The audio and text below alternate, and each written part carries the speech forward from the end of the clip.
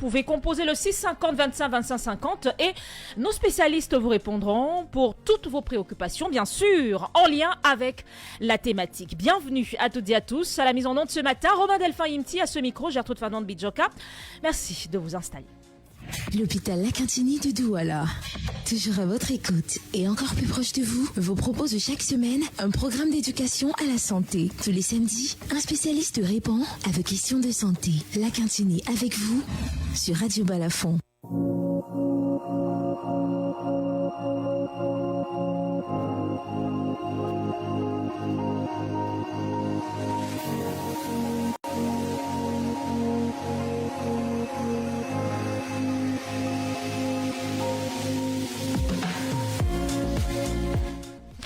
Non pas un spécialiste, mais deux. Oui, nous en avons deux ce matin dans notre studio pour nous éclairer au sujet de la thématique maladie hématologique, prise en charge à l'hôpital La Quintini de Douala. Et tout de suite, je m'en vais me retourner vers le docteur Gaston Ifa, qui va bien sûr éclairer notre lanterne, nous situer sur ce que c'est l'hématologie.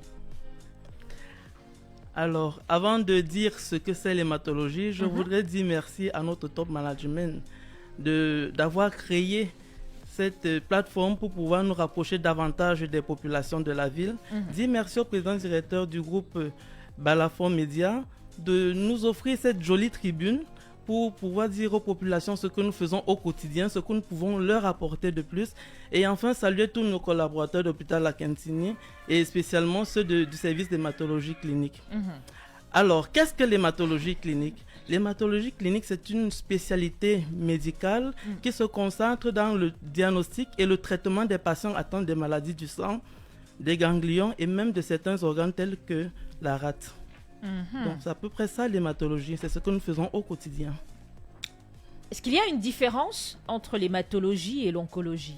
Si, il y a une différence entre l'hématologie et l'oncologie. L'oncologie, c'est une spécialité qui s'occupe des tumeurs malignes et même bénignes. Alors que l'hématologie, c'est une spécialité qui s'occupe des maladies du sang en général, cancer du sang compris. Ça veut dire que l'oncologue va traiter les tumeurs solides, la prostate, le sein, tandis que l'hématologue va traiter tout ce qui est cancer du sang. Ah d'accord, parce qu'il y a plusieurs types de cancer de sang. Voilà. Ah d'accord. Je l'ai toujours dit, on apprend chaque jour dans le cadre de cette production et c'est un plaisir. Quelles sont les maladies, docteur, les maladies hématologiques les plus répandues au Cameroun notamment et bien sûr on est intéressé par la prise en charge à l'hôpital La Quintini de Douala. Alors Gertrude Fernande, il faut savoir que l'hématologie est subdivisée en 4 branches. D'accord. On a l'hématologie bénigne, c'est-à-dire qu'on va classer tout ce qui est drépanocytose, déficit en G6PD, anémie par carence en fer ou en carence en vitamine B12. On a l'hématologie maligne qui concerne tous les cancers, c'est-à-dire la leucémie, le lymphome, le myélome. On a les troubles de l'hémostase, c'est-à-dire les thromboses veineuses, les troubles de la coagulation tels que l'hémophilie, et on a le volet transfusion sanguine. On fait régulièrement appel à nous lorsqu'il y a des problèmes avec la transfusion pour savoir est-ce que tel patient peut bénéficier de tel type de sang ou alors comment est-ce que tel patient qui présente telle pathologie doit être transfusé. Donc c'est à peu près ça le profil des patients que nous recevons au quotidien dans les services d'hématologie clinique au Cameroun et spécialement à l'hôpital La Quintini de Douala. C'est vrai que vous avez cité les maladies, mais on est plus resté avec les mots qu'on a compris. Est-ce que on pourrait, en des termes un peu plus simples, comprendre c'est quoi leucémie, c'est quoi... Vous avez parlé de lymphome, je pense, Oui. et d'autres encore. Est-ce qu'on pourrait marquer un petit arrêt à ce niveau-là pour davantage expliquer c'est-à-dire quoi exactement? Alors, c'est pour dire terre à terre, ou Voilà. comme j'expliquerai à ma grand-mère, Oui.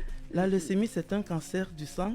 D'accord. C'est un blocage de maturation des cellules au niveau de la moelle osseuse, c'est-à-dire de l'usine qui fabrique le sang. L'usine qui fabrique le sang va produire des cellules qui ne sont pas matures. et donc ils ne sont pas fonctionnels. D'accord. Tandis que le lymphome, c'est une forme de cancer des ganglions. Vous verrez fréquemment des personnes avec des ganglions au niveau du cou ou bien au niveau des aisselles qui sont très volumineux. Ça, c'est une forme de cancer de sang également. Ah, d'accord. Et il y avait un troisième, je pense bien. Alors, le myélome, il est un peu particulier parce que c'est une forme de cancer de sang où on a un dysfonctionnement des anticorps. Et on aura notre organisme qui va produire des anticorps qui sont toxiques pour notre moelle osseuse, c'est-à-dire l'usine qui fabrique le sang, qui sont toxiques pour le rein, qui sont toxiques pour les os. Notre corps fabrique des anticorps. Des dangers pour notre corps. Voilà, c'est-à-dire que les anticorps proviennent des globules blancs qui sont des cellules du sang. Voilà. On se retourne à présent vers Major Eyig. Vous êtes infirmière principale. Alors, pouvez-vous nous présenter le service d'hématologie de l'hôpital Lakantini de Douala? Avant d'entrer dans le vif du sujet, je vais remercier le top management de l'hôpital Lakantini, le docteur Marie-Solange Ndom, qui a voulu que nous venions parler de notre travail quotidien. Et je vais également remercier le promoteur de Balafon, sans oublier notre chef de la communication, parce que c'est lui qui prend le devant pour que nous soyons également ici.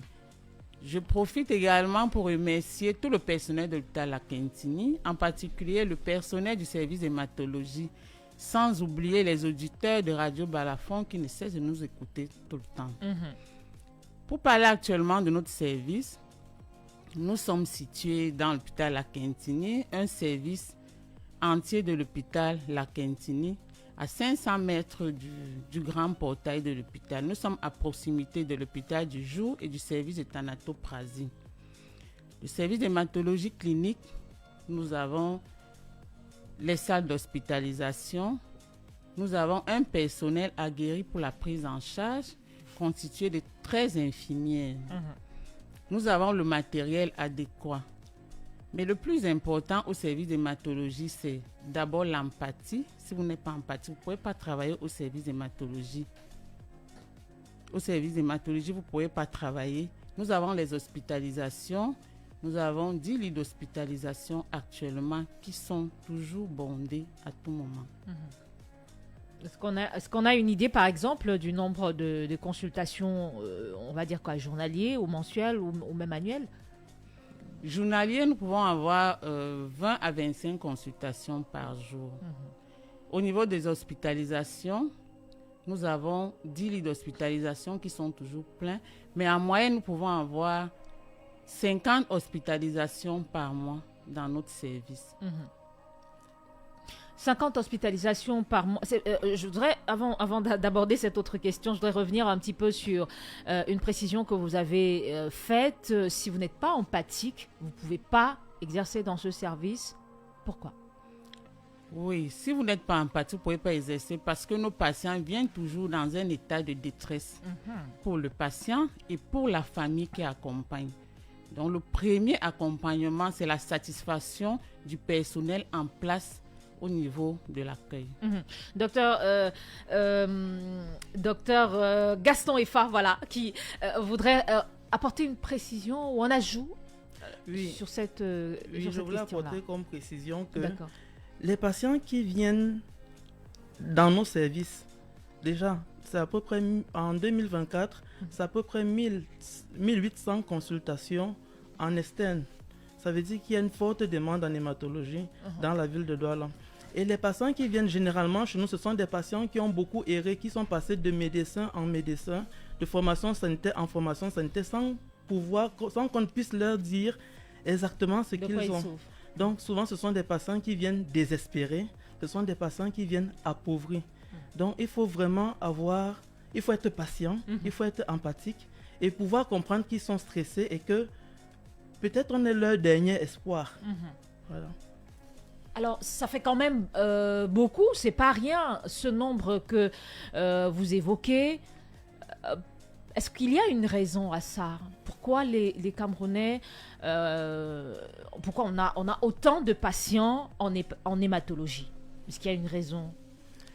Alors, la raison, je pense qu'il y a toujours eu autant de patients en hématologie. C'est juste qu'on ne savait pas faire le diagnostic des maladies hématologiques. Dans la ville de Douala, nous sommes 3 spécialistes en hématologie clinique. C'est-à-dire qu'il y a un spécialiste à l'hôpital général de Douala qui est là depuis plusieurs années, qui a été seul même pendant pratiquement 20 ans. Et à l'hôpital La Quintini, nous sommes 2 spécialistes en hématologie clinique. Donc, le patient était là, mais c'est juste qu'on ne savait pas faire le diagnostic, ou il n'y avait pas quelqu'un qui avait la compétence pour faire le diagnostic de ces pathologies-là. En réalité, ma question, c'est davantage dans le sens de quelles sont les causes de ces soucis hématologiques. Les causes sont nombreuses. D'accord. Alors, on a déjà des causes génétiques pour des maladies telles que l'hémophilie, telles que la drépanocytose. On a des causes infectieuses, comme le VIH, comme les hépatites C, comme l'hélicobactère pylori qui fait mal à l'estomac. On a des causes médicamenteuses, certains patients qui font des traitements tels que la chimiothérapie ou la radiothérapie. Et on a enfin l'exposition à tout ce qui est toxique. Ça veut dire l'exposition au carburant ou la manipulation du carburant, l'exposition aux pesticides, aux herbicides. Le tabagisme aussi est une cause de maladie hématologique. Voilà.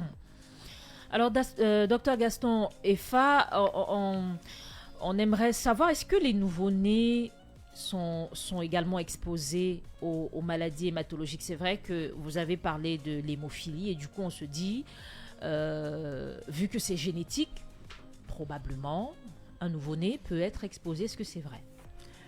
C'est vrai, mais les manifestations de l'hémophilie sont un peu plus tardives. Ce n'est pas les premiers jours de la vie qu'on a les manifestations de l'hémophilie. Par contre, les maladies hématologiques touchent tous les sexes et tous les âges. Donc, chez le nouveau-né, par exemple, on a fréquemment ce qu'on appelle les anémies hémolytiques, soit parce qu'il y a une incompatibilité fœto-maternelle. On a également, chez les enfants un peu plus grands, on peut avoir des anémies hémolytiques en rapport, par exemple, avec la drépanocytose ou les déficits en G6PD. Et chez les personnes âgées, par exemple, dans le 3e âge, on peut avoir les syndromes lymphoprolifératifs tels que la leucémie lymphoïde chronique, qui est la maladie du sujet âgé. Donc, les maladies hématologiques concernent tout le monde à tous les âges. Nouveau-né, personnes du 3e âge, il n'y a pas de distinction. Oui. Alors, on sait quand même de manière un peu plus spécifique qu'il y a telle tranche d'âge où on fait principalement tel type de maladie, par exemple.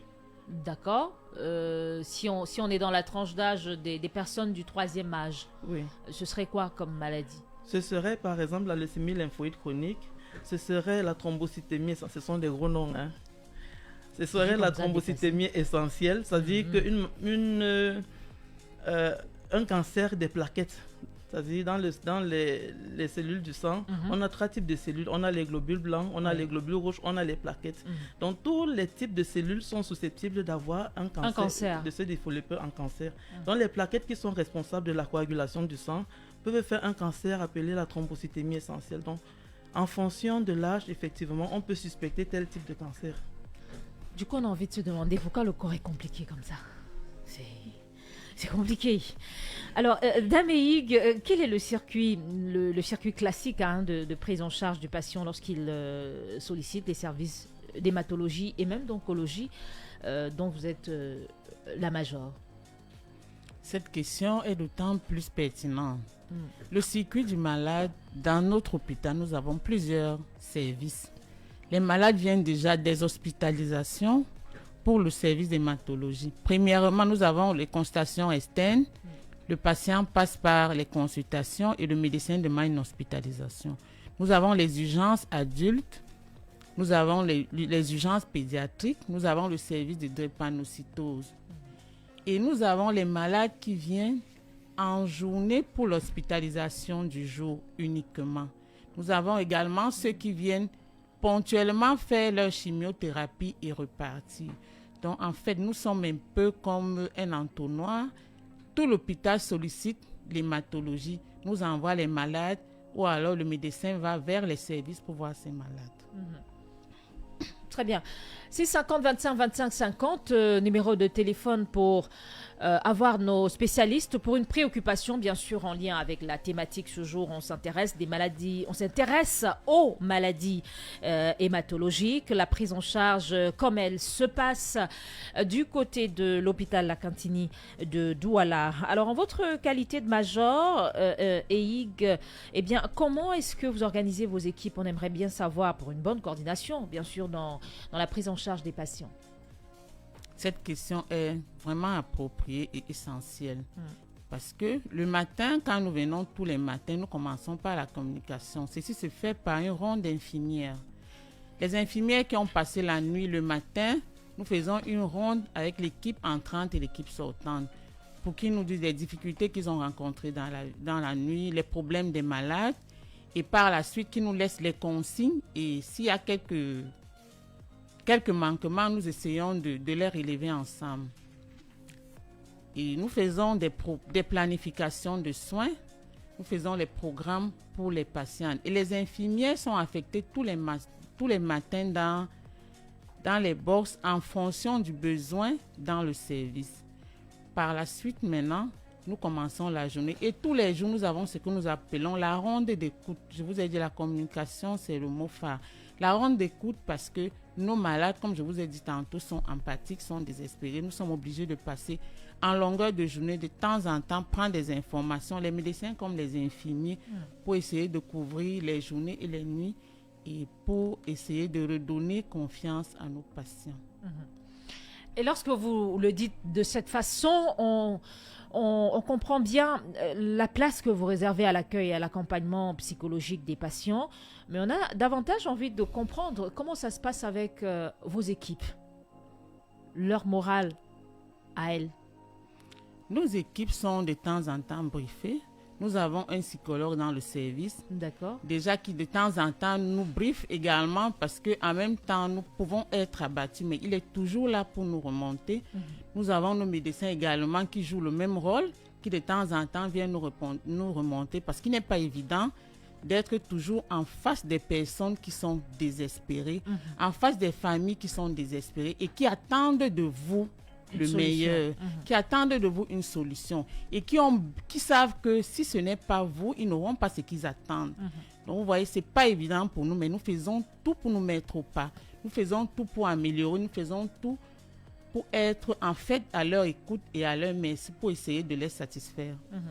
Docteur Gaston Effa, on revient sur les maladies hématologiques. Je demandais tout à l'heure les causes. Est-ce qu'il est possible de prévenir une maladie hématologique? C'est vrai, vous avez parlé d'hérédité tout à l'heure, mais est-ce qu'il est possible de prévenir une maladie hématologique? Alors, on avait parlé des causes tout à l'heure, je vais revenir sur ces causes. D'accord. On sait par exemple que pour les maladies génétiques telles que l'hémophilie, on va faire des dépistages familiaux. D'accord. Pour les maladies comme la drépanocytose, on va parler de l'électrophorèse, de l'hémoglobine, et après on a le débat, est-ce qu'il va épouser, bref, c'est toujours un peu compliqué, mais au moins on sait que ça peut se prévenir. Ensuite, pour les patients qui ont des infections comme le VIH, pour les pathologies comme le VIH, l'hépatite B, on a tout ce qu'il y a comme moyen de prévention de la transmission du VIH ou de l'hépatite. Pour les expositions à des toxiques, il faut par exemple arrêter de fumer si on est fumeur. Il faut avoir des équipements de protection individuelle si on fait un métier où on est appelé à travailler avec le carburant, les insecticides, les engrais chimiques. Donc c'est à peu près ça l'ensemble des moyens qu'on peut mettre en œuvre pour se protéger de cette maladie, Alors je voudrais qu'on revienne quand même sur l'hémophilie. L'électrophorèse, on a parlé, la drépanocytose, on a parlé de l'électrophorèse, l'examen qu'il faut faire, le test d'électrophorèse qu'il faut faire. Et on se dit, ok, si on est ci, on ne devrait pas se mettre avec ça. Si on est ça, on ne devrait pas se mettre avec ci. Est-ce que c'est le même principe pour ce qui est de l'hémophilie? Pour l'hémophilie, c'est un peu difficile parce que c'est la femme qui est vectrice. Donc, c'est la maman qui donne le gène de l'hémophilie à son enfant. Normalement, le garçon ne transmet pas l'hémophilie, mais ce sont les femmes qui, elles, ne sont pas malades, qui transmettent l'hémophilie. Alors, une fois le test fait, une fois Mais lorsqu'on sait déjà qu'il y a l'hémophilie dans la famille, ça permet quand même qu'on peut prendre des dispositions et même le dépistage précoce, parce que c'est le dépistage précoce de la maladie chez l'enfant qui permet de lui assurer une bonne qualité de vie. À ce moment-là, comment on évite de transmettre? Elle est bannie des naissances? Ça se passe comment? Non, elle n'est pas bannie des naissances. On ne peut pas empêcher une femme... Elle ne se mariera pas, elle ne donnera pas vie? Elle va donner vie naturellement, mais on ne peut pas l'empêcher puisqu'elle va transmettre à ses garçons le gène de la maladie. Oui. Ou elle va transmettre à ses filles, elle va continuer à transmettre à ses filles le gène de la maladie. Mais au moins, si on ne peut pas empêcher la maladie, on peut au moins prendre la maladie on peut au moins prendre en charge la maladie de manière précoce. Et le fait de pouvoir prendre en charge une maladie de manière précoce évite beaucoup de complications, notamment les complications hémorragiques ou des complications ostéo-articulaires telles que les handicaps, qui sont l'une des principales complications de l'hémophilie. En d'autres mots, s'il est vrai que pour la drépanocytose, il y a une possibilité d'éradiquer la maladie en évitant en tout cas en se mettant bien en couple, c'est pas vrai pour l'hémophilie. Non, c'est pas vrai, malheureusement. Et ça, c'est bon à savoir, tout de même, c'est bon à savoir. On va poursuivre, c'est vrai qu'on s'achemine vers la fin de cet autre numéro. On va poursuivre avec peut-être une anecdote que vous voudriez bien partager avec nous. Major Ehig, une anecdote de prise en charge qui vous a particulièrement marqué et que vous souhaitez partager avec nous. Les anecdotes en santé, ça existe tellement. Mais oui, j'ai fait un choix parce qu'il fallait bien faire un bien choix. Sûr, bien sûr. Oui, la dernière anecdote que j'ai eue, nous avons reçu un patient qui venait d'un centre hospitalier de la place qui a été référé chez nous pour rencontrer l'hématologue parce qu'il avait un problème d'anémie sévère. Quand il arrive au service des urgences, on le prend en charge, on l'envoie dans notre service. Le médecin initie des transfusions. Quand il prend la première poche, la deuxième poche, il me dit, madame, je ne peux plus rester, je me sens mieux, je dois partir. J'ai dit, non, monsieur, vous ne pouvez pas partir parce que le médecin n'a pas décidé de votre sortie et vous n'allez pas bien. Ce n'est pas parce que vous avez pris les 2 poches que vous estimez que vous devez partir. Il me dit, non, madame, je dois partir. La famille se rapproche de moi et dit, non, si je ne pars pas, ça ne va pas aller, je vais mourir. J'ai dit, mais comment ça? Vous ne pouvez pas. Il me dit, non. J'ai dit, ok. À l'hôpital à Quintigny, on fait ce que le malade veut. Si vous voulez partir, il n'y a pas de problème. On fait une décharge et tout. Généralement, nous appelons ça sortie contre avis médical. Tout à fait. Ils ont déchargé et puis ils sont partis. J'ai dit, mais j'insiste. Ils me disent, non, madame. Ils partent. Le lendemain, ils reviennent, ils entrent aux urgences. On nous appelle aux urgences. Vous avez votre patient tel ici. J'ai dit, ok, envoyez le patient. Quand il vient, je dis, mais qu'est-ce qui s'est passé? Il ne peut pas, ça ne va pas, anémie sévère. Le docteur est effaré, presque les poches de sang. On recommence le même circuit. Une semaine après, il dit, je repars. Qu'est-ce qui ne va pas? C'est là où il dit, non, j'ai des coutumes à faire. Je vais parce que je vais faire des coutumes. Ok, on ne peut pas le bloquer. Il repart. Il revient la 3e fois. Il entre par les urgences. Quand il arrive chez nous, j'ai dit, mais 3e fois, tu ne penses pas qu'il y a un problème? Il ne me répond pas. J'essaie de me rapprocher de la famille qui ne veut pas parler parce qu'en fait, c'est comme s'ils sont déçus d'un côté. Non, cette fois-là, il fait 1 semaine, 2 semaines, 3 semaines. Ok, le médecin se rend compte que tout va bien. Il décide la sortie du patient. Quand il sortait, il vient vers moi. Je fais ses modalités de paiement et tout pour qu'il parte. Il me dit, madame, ces histoires de coutumes et de marabouts là, ils nous trompent. Je me sens déjà très bien. Je vous remercie. Je remercie particulièrement le docteur Efa pour sa disponibilité, votre équipe de travail. Donc, je vous dis merci grandement. Je dis, monsieur, comme vous partez, je suis fière que vous partez étant satisfait de notre formation sanitaire. Mais ne manquez pas au rendez-vous parce que dans votre canon, on a mis rendez-vous dans 1 semaine. Faites les efforts de revenir pour que la suite de votre prise en charge continue et vous vous sentez définitivement bien. C'est cette anecdote. Alors, en gros, ça veut dire qu'il écoutait ses séjours à l'hôpital parce qu'il avait plus confiance à d'autres pratiques traditionnelles. Bien entendu, parce que généralement, quand on attend baisse de sang, on ne comprend pas pourquoi j'ai pas le sang, pourquoi anémie sévère, pourquoi tout le temps. Directement, on a des interrogations. Ok, ça peut être ci, ça peut être ça. bon, nous sommes tous des Africains. Allez, on cherche un autre chemin qui peut résoudre. Mais à la fin, on nous sommes tombés d'accord avec lui. Avant de venir à votre anecdote ou vos anecdotes, Dr Gaston Effa, on aimerait quand même en profiter parce que c'est assez courant. Un patient qui arrive, la famille qui amène un patient à qui on a mis 1 poche, 2 poches, 3 poches de sang. Parfois, on est à 6 poches de sang et le patient n'a toujours pas de sang. Et du coup, comme le disait Major Eig, on a d'autres pensées. Est-ce que scientifiquement, ça s'explique? Où va le sang qui est pourtant dans le corps, enfin, qui est introduit dans le corps, mais toujours absent?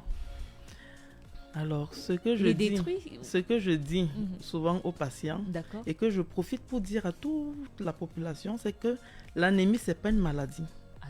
L'anémie, c'est le signe qu'il y a une maladie ou un problème dans l'organisme qu'il faut rechercher et qu'il faut traiter. Au même titre que la fièvre d'ailleurs. La fièvre, c'est pas une maladie, ça peut être à cause du palud, ça peut être à cause du corona, ça peut être à cause d'un abcès. Ça veut dire que si on ne traite pas la fièvre correctement, on ne traite pas correctement la cause, on n'aura pas résolu le problème de la fièvre. C'est la même chose pour l'anémie. Ça veut dire que lorsqu'on a compris ça, pour revenir à cette anecdote, ou alors ces anecdotes que vous voudriez bien partager avec nous, docteur. Alors j'ai l'embarras du choix, vraiment l'embarras du choix. Mais je me souviens de cette jeune dame drépanocytaire de 23 ans qui vient en consultation avec sa maman. Alors la consultation se passe bien, la maman pose beaucoup de questions. C'était une maman qui était vraiment demandeuse de soins. Et elle était régulièrement suivie par des pédiatres. C'était la première fois qu'elle rencontrait un hématologue. Donc elle pose vraiment beaucoup de questions. Elle est contente et puis elle se met à pleurer. Et puis je lui demande, il y a quoi maman? Elle dit on lui a dit que les drépanocytaires vivent jusqu'à l'âge de 15 ans. Et pour elle, c'est le bonus. Sa fille a 23 ans, c'est un bonus. Tout ce qu'elle a avec sa fille comme temps, c'est un bonus. Elle a vu dans la salle des patients qui avaient 40 ans, des patients qui étaient plus âgés. Elle se rend compte que son enfant peut vivre longtemps. Et elle me dit, et sa fille de lui dire, ah maman, tu vas toujours me foutre la honte comme ça devant tout le monde, tu pleures quoi? Donc en même temps c'était un peu émouvant, en même temps c'était drôle, en même temps c'était un peu gênant. Et ça, on peut le comprendre. Alors, on sort pratiquement de cet autre numéro. Comment est-ce que ça se dessine, les perspectives du service d'hématologie, Dr Gaston Effa, dans l'optique, bien sûr, de l'amélioration du service, des soins et tout cela? Alors, les perspectives sont nombreuses. La première perspective, c'est l'information. Il faudrait que les populations, lorsqu'elles ont un problème de sang, qu'elles se dirigent en consultation. Il y a un spécialiste motivé, compétent à l'hôpital La Quintini qui peut prendre en charge un certain nombre de pathologies hématologiques. Donc, c'est l'information. C'est pour ça d'ailleurs que nous vous redisons encore merci pour cette plateforme que vous nous offrez. La deuxième chose, c'est la formation, parce qu'il y a beaucoup de patients qui vont errer dans des formations sanitaires sans qu'on ne puisse véritablement leur dire ce qu'ils ont. Comme je disais tout à l'heure, ce n'est pas toutes les anémies qu'on soigne avec du fer. Donc, il faut référer à temps vers le spécialiste pour qu'on puisse diagnostiquer la maladie du patient. Et ça passe par des formations parce que souvent, les médecins ne sont pas suffisamment outillés pour pouvoir poser le diagnostic ou même avoir la piste vers laquelle qui pourra être une solution du patient. Et maintenant, la troisième chose, c'est la promotion de notre service.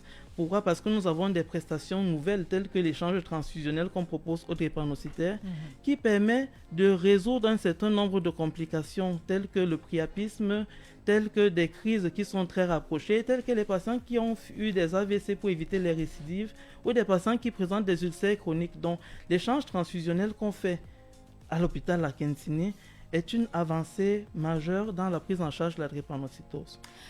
On en aura beaucoup appris, mais alors beaucoup cet autre samedi. Et c'est sur ce que va se refermer cet autre numéro. Merci infiniment à Major Adèle Eig Ngobikena qui était avec nous. Le docteur Gaston Effa également, avec qui on a pas mal appris. Merci infiniment d'avoir été des nôtres. Mais merci surtout à vous, chers auditeurs et auditrices, d'avoir été de cet autre rendez-vous. Donnons-nous rendez-vous samedi prochain, si Dieu le veut. Eh bien, nous serons seront à nouveau présents pour davantage apprendre au travers de votre institution hospitalière, l'hôpital La Cantini de Douala. Agréable écoute à toutes et à tous sur Radio Balafon et surtout bon samedi. Balafon FM. La 4G de MTN est désormais chez toi. Découvre une multitude de possibilités avec l'Internet le plus rapide au Cameroun. Envoie des messages, des photos, des vidéos, regarde des films et des infos à une vitesse incroyable. Tape étoile 123, étoile 10 dièse. Alors, on fait quoi aujourd'hui ?